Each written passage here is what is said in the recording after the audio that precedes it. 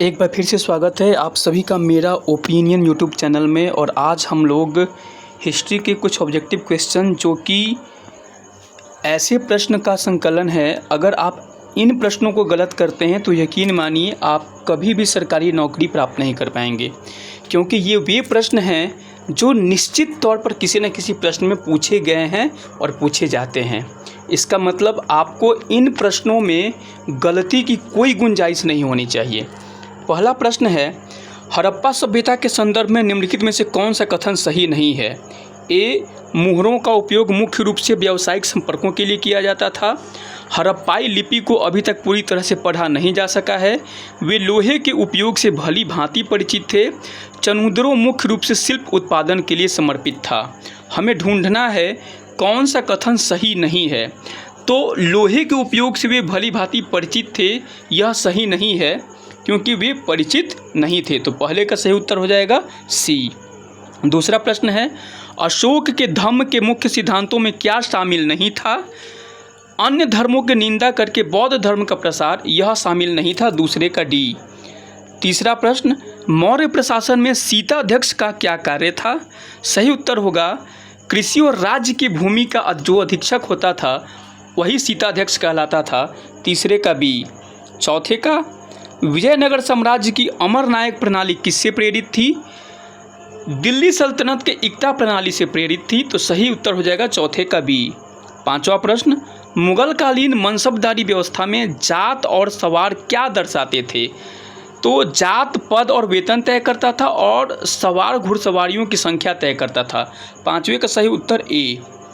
Question number 6, इस्टमरारी बंदोबस्त के तहत सूर्यास्त कानून का क्या अर्थ था? सही उत्तर बी होगा कि यदि निश्चित तिथि के सूर्यास्त तक लगान नहीं चुकाया गया तो जमींदारी नीलाम कर दी जाती थी। छठे का बी। क्वेश्चन नंबर 7, सहायक संधि के संबंध में कौन सा कथन असत्य है? इसे लॉर्ड वेलीजेली द्वारा लागू किया गया था, यह बिल्कुल सत्य है। भारतीय शासक को अपने दरबार में एक ब्रिटिश रेजिडेंट रखना होता था, यह भी सत्य है। सहयोगी शासक किसी अन्य शक्ति के साथ स्वतंत्र रूप से युद्ध या संधि कर सकता था, यह असत्य है। 7 का सी सही उत्तर होगा। क्वेश्चन नंबर 8, संथाल विद्रोह का मुख्य कारण क्या था? सभी को पता है, जमींदारों, साहूकारों और ब्रिटिश अधिकारियों द्वारा अत्यधिक शोषण। 8 का सी सही उत्तर होगा। क्वेश्चन नंबर 9, मेसोपोटामिया की कीलकार लिपि के बारे में क्या सही है? तो ये मिट्टी की पट्टिकाओं पर सरकंडे की तीखी तीली से लिखी जाती थी, यह सही है। तो 9 का सही उत्तर होगा बी। क्वेश्चन नंबर 10, रोमन साम्राज्य के संदर्भ में प्रिंसिपिएट की स्थापना किसने की थी? ऑगस्टस ने की थी। 10 का बी सही उत्तर होगा। क्वेश्चन नंबर 11, मंगोल साम्राज्य में याम व्यवस्था क्या थी? सही उत्तर होगा एक त्वरित संचार और डाक व्यवस्था थी याम। 11 का सी। क्वेश्चन नंबर 12, सूफीवाद के संदर्भ में जियारत का क्या अर्थ है? Very most important question. सही उत्तर होगा जियारत का अर्थ है सूफी संतों की दरगाह पर तीर्थ यात्रा। क्वेश्चन नंबर 13, फ्रांस की क्रांति के दौरान टेनिस कोर्ट ओथ का क्या उद्देश्य था? सही उत्तर होगा फ्रांस के लिए एक नया संविधान तैयार करना। 13 का बी। क्वेश्चन नंबर 14, औद्योगिक क्रांति के दौरान ब्रिटेन में चले लुडिज्म आंदोलन का क्या लक्ष्य था? सही उत्तर होगा बी, नई मशीनों को नष्ट करना, क्योंकि वे रोजगार छीन रही थीं। क्वेश्चन नंबर 15, क्रिप्स मिशन को पोस्ट डेटेड चेक किसने कहा था? यह पिछले सीट में भी हम लोग चर्चा कर चुके हैं, महात्मा गांधी ने कहा था। 15 का सी। क्वेश्चन नंबर 16, 1905 के बंगाल विभाजन के पीछे ब्रिटिश सरकार का वास्तविक उद्देश्य क्या था? सभी को पता है, राष्ट्रवाद की भावना को कमज़ोर करना और हिंदू मुस्लिम एकता को तोड़ना। 16 का सही उत्तर सी होगा। क्वेश्चन नंबर 17, संविधान सभा में उद्देश्य प्रस्ताव किसने प्रस्तुत किया था? हम सभी जानते हैं जवाहरलाल नेहरू ने किया था। 17 का सी। क्वेश्चन नंबर 18, मेइजी पुनर्स्थापना किस देश के आधुनिकीकरण से संबंधित है? सही उत्तर होगा जापान। 18 का बी। क्वेश्चन नंबर 19, 1857 के विद्रोह के दौरान अवध में विद्रोह का नेतृत्व किसने किया था? बेगम हजरत महल ने किया था। 19 का सी सही उत्तर होगा। क्वेश्चन नंबर 20, प्रथम विश्व युद्ध के बाद की वर्साय की संधि ने मुख्य रूप से किस देश को कठोर शर्तों से दंडित किया?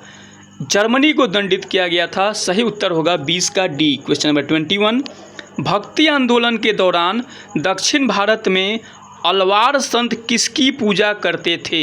सही उत्तर होगा विष्णु। 21 का बी। क्वेश्चन नंबर 22, अकबर की सुलाह ए कुल की नीति का क्या अर्थ था? सार्वभौमिक शांति और पूर्ण सहिष्णुता अर्थ था।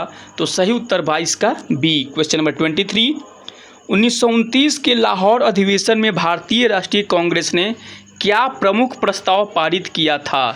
सही उत्तर होगा पूर्ण स्वराज्य की मांग। 23 का बी। क्वेश्चन नंबर 24, भारत छोड़ो आंदोलन के दौरान किस स्थान पर समानांतर सरकार स्थापित की गई थी? सही उत्तर होगा उपर्युक्त सभी, क्योंकि सतारा, बलिया और मिदनापुर सभी जगह पर समानांतर सरकार स्थापित की गई थी। क्वेश्चन नंबर 25, शीत युद्ध के दौरान ट्रूमैन सिद्धांत का मुख्य उद्देश्य क्या था? साम्यवाद के प्रसार को रोकना, कम्युनिज्म के प्रसार को रोकना। 25 का सही उत्तर होगा B. Question number 26, Nazi Germany में लेबेंसराउम की अवधारणा से क्या तात्पर्य था? जर्मन लोगों के लिए अतिरिक्त जीवित स्थान या भौगोलिक विस्तार। 26 का सही उत्तर बी होगा। 27, रूसी क्रांति के दौरान बोल्शेविक और मेंशेविक गुटों के बीच मुख्य मतभेद क्या था? बहुत इंपॉर्टेंट क्वेश्चन है। मुख्य मतभेद था कि बोल्शेविक एक अनुशासित और नियंत्रित पार्टी चाहते थे, जबकि मेंशेविक सभी के लिए खुली पार्टी चाहते थे। सही उत्तर 27 का बी होगा। क्वेश्चन नंबर 28, रैयतवाड़ी व्यवस्था के तहत कर सीधे किससे वसूला जाता था? क्वेश्चन नंबर 28 का सही उत्तर सी होगा, सीधे किसानों से वसूला जाता था। क्वेश्चन नंबर 29, चीनी क्रांति में माओत्से तुंग का आधार मुख्य रूप से कौन था? सी, ग्रामीण किसान था। 29 का सही उत्तर सी होगा। क्वेश्चन नंबर 30, सिंधु घाटी सभ्यता के किस स्थल से गोदीवारा के प्रमाण मिले हैं? सही उत्तर होगा लोथल। 30 का बी। आप अपना इन प्रश्नों से एक बार एग्ज़ाम के अकॉर्डिंग देख सकते हैं कि आप कितने प्रश्न सही कर रहे हैं, और यदि आप इन प्रश्नों में कोई गलती नहीं कर रहे हैं तो आपकी तैयारी अच्छी चल रही है। अदरवाइज़ आपको बहुत ज़्यादा हिस्ट्री के क्वेश्चंस को याद करने की आवश्यकता है। जुड़े रहें इस चैनल से, सब्सक्राइब द चैनल। आज के लिए इतना ही। धन्यवाद। जय हिंद।